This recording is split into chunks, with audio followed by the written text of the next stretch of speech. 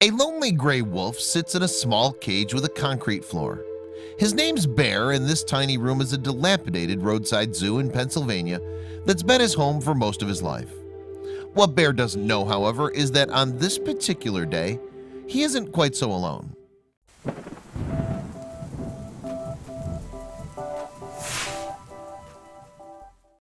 For loneliness was all that Bear knew up until that point in his life. In fact, Bear lived for years in a cramped cell in Animal Land Zoological Park, a roadside animal attraction in Wellsboro, Pennsylvania. His concrete enclosure was identical to many others in the zoo, with each one holding different animals. But Bear was the only wolf at the park. Of course, wolves are exceptionally social creatures, so Bear's isolation was deeply incongruous with his instincts. For instance, instead of roaming with his wolf pack and securing a mate, Bear had not seen another of his kind in years. What's more, Bear's neighbors included a Siberian tiger named Baby, an Arctic fox, a bobcat, and 3 capuchin monkeys.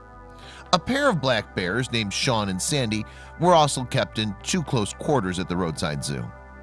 However, not only were enclosures small and cramped, but they also had only cement floors and no provisions for comfort or rest.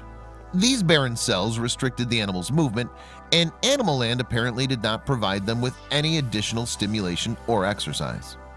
Thankfully, Bear and his companion's suffering did not go unnoticed. In fact, local visitors were so distraught by what they saw at the zoo that they contacted the Animal Legal Defense Fund, or ALDF. When it comes to fighting to protect animals from injustice, the ALDF is one of the top agencies.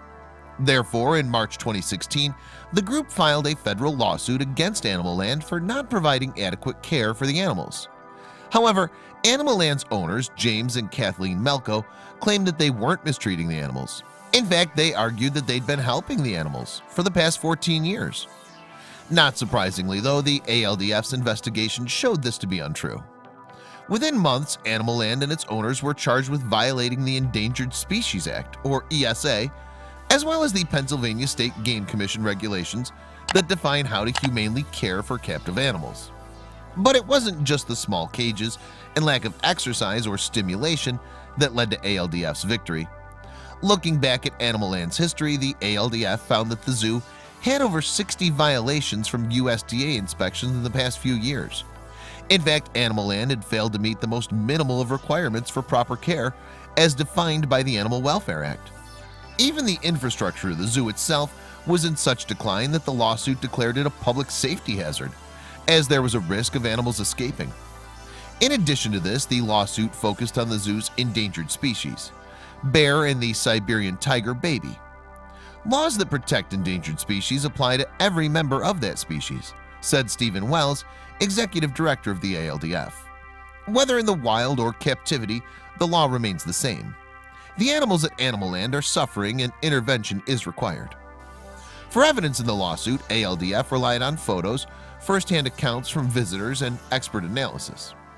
The testimonies indicated that all the animals kept in these conditions were suffering both physically and psychologically. Naturally, Bear was meant to be a social and active wolf and suffered perhaps more than the rest by being alone. But little did he know that his life was about to change forever. In light of the lawsuit, Animal Land closed its doors for good in August. Thankfully, too, the owners worked with officials to ensure that all the zoo's animals were relocated to new homes. So, when it was time for Bear to leave, the cage that his rescuers placed him inside would become his last. That's because he rode to his new home at the Wolf Sanctuary in Pennsylvania. Now he can finally experience the companionship of other wolves and feel the earth beneath his paws, according to an ALDF press release. In fact, all the animals found new homes that catered specifically to their needs. For instance, Baby the tiger, the monkeys, the bobcat, and the fox were all moved to a wildlife rescue facility in Pennsylvania. Meanwhile, the black bears, Sean and Sandy, were moved by lions, tigers, and bears to the Wildlife Rescue and Rehabilitation in San Antonio, Texas. The animals at Animal Land were suffering, and the zoo was breaking the law, said Wells.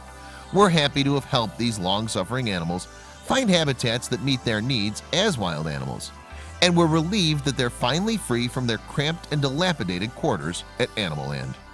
As for Bear, he can now finally roam and socialize with his wolf brethren.